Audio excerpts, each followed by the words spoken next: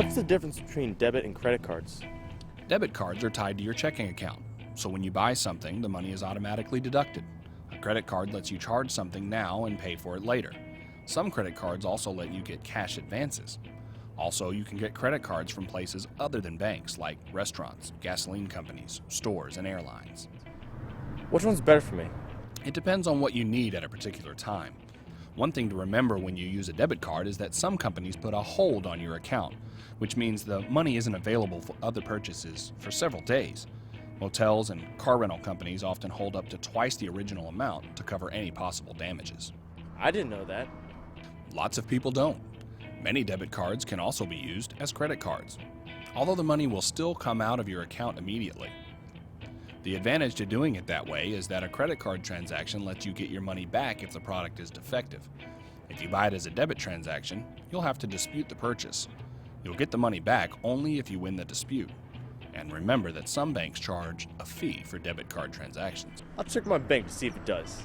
Good idea. To complete a debit card transaction, you have to enter a personal identification number, which most people simply call a PIN. Make sure nobody can find out what your PIN is. If your debit card is lost or stolen, call the bank or credit union immediately so you're not liable for any purchases or withdrawals. That card will be canceled and you'll receive a new card within a week. Does that go for credit cards too? Mostly. You won't have a PIN with your credit card, but if your credit card is lost or stolen, report it immediately. There's a $50 limit on how much you may be responsible for in case your card is stolen and used by a thief. What else do I need to know about credit cards? Basically, a credit card is a loan from the company that issues it to you. If you pay it off within 30 days, you don't have to pay interest on it. If you don't pay the full amount, you'll be charged interest on whatever is carried over to the next month. So it's to your advantage to pay off the entire amount each month if you can. What if I can't? Your minimum payment is usually something like 2% of your balance.